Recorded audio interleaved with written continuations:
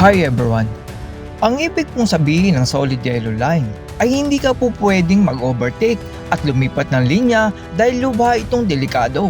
Sa video na ito ay panoorin natin ang mga kamote sa kalsada na hindi sinusunod ang mga linya. Panoorin natin ang video na ito. Simulan natin ang video dito sa pickup na kahit double solid yellow line at tulay ay nakuha pang mag-overtake.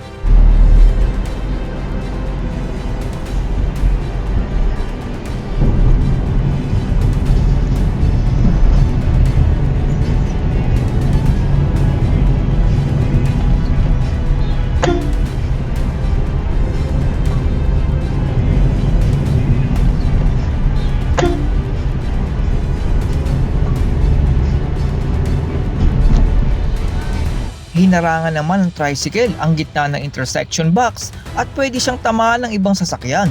O makinig! Anti-kamote movements! Pag-usapan natin, don't block the intersection nga ni! Masakit naman sa mata ang signal light nitong motor na ito na parang nasa disco.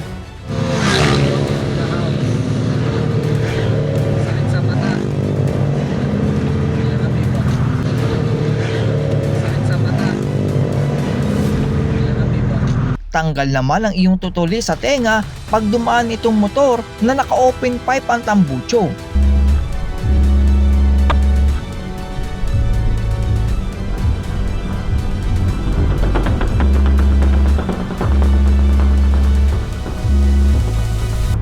Lumipat naman ng linya ang gray na sasakyan at di gumamit ng signal light kaya kamutika siyang tamaan.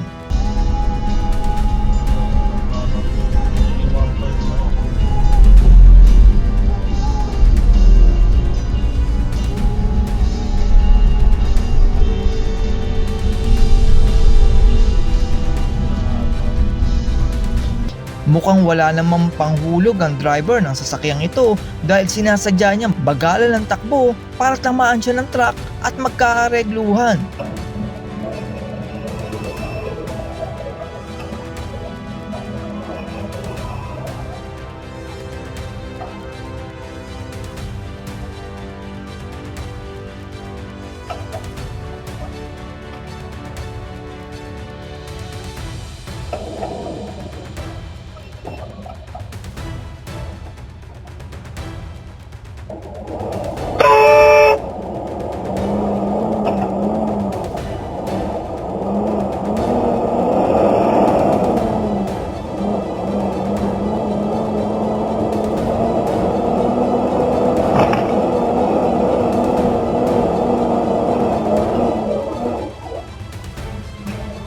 Sinubukan mag-overtake ng truck dito pero bigla siyang pininahan ng kotse na talagang desperado para may panghulog.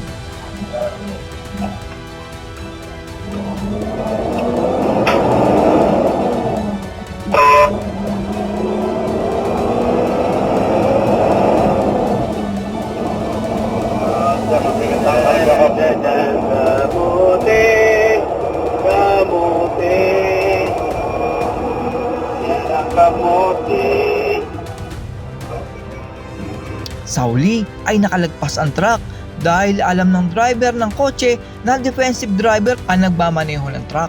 Ang iba naman nating kababayan ay nananatili sa fast lane or overtaking lane. Dapat po ay kapag nakapag-overtake na kayo sa mabagal na sasakyan ay from fast lane ay babalik na po kayo sa kanan at hindi mananatili sa overtaking lane. Kasi patience naman.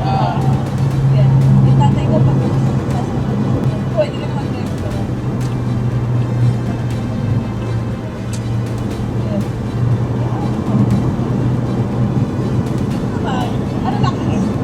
Ang van naman na ito ay kahit solid yellow line ay lumiko at kamuntika na siyang tamaan.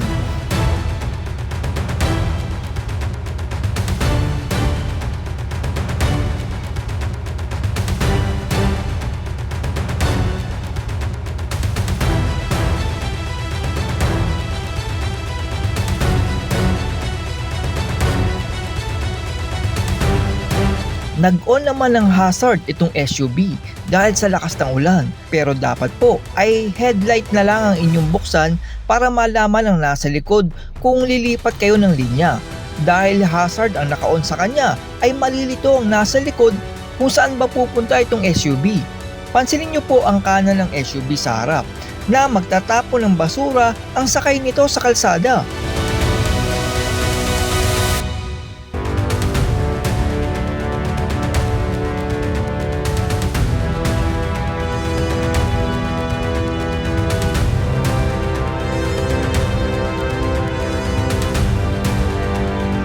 Ayon naman sa sender ng video na ito ay sobrang silaw na silaw daw sila sa ilaw nitong pickup na ito.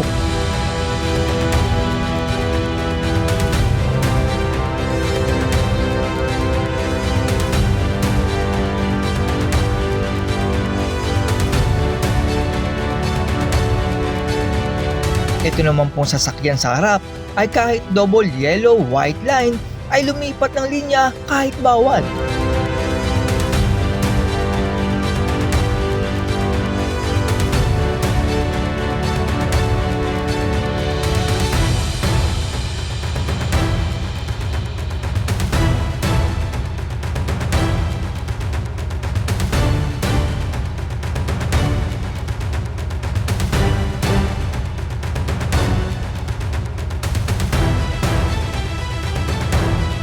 Mali naman ang ginagawa ng driver nitong EV dahil nakatambay siya sa passing lane, naka-on ng hazard na dapat ay headlight na lang ang buksan. At ang pinakamatinding ginagawa niya ay hawak niya ang cellphone habang nagbibideo kung saan ay nagmamaneho pa siya. Ang multi-cab naman na ito ay tumigil sa gitna ng expressway dahil liliko siya sa gasoline station.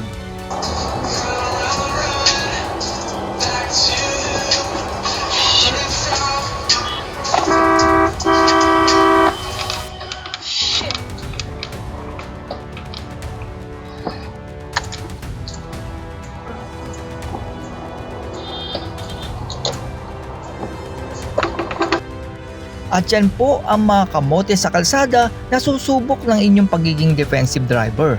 Napansin ko sa iba nating mga driver na hindi nila alam na bawal lumipat sa solid yellow at white line. Pero marami pa din ang gumagawa. Kaya kung sakaling napanood nyo po ang video na ito, ay isa itong aral doon sa mga driver na lumilipat ng linya kahit solid line. Ginawa po ang solid white at yellow line upang sabihin na huwag tayong lumipat sa ating linya dahil delikado. Posibleng magkaroon ng aksidente at hindi inaasahang kasalubong tulad ng mga paliko na may blind spot. Kaya inilagay ang solid line na iyon ay para protektahan tayo. Kaya dapat natin itong sundin para maging ligtas ang ating pagmamaneho. That's all everyone. Salamat sa inyong panonood. This is Chuck and you're watching Biker Drone.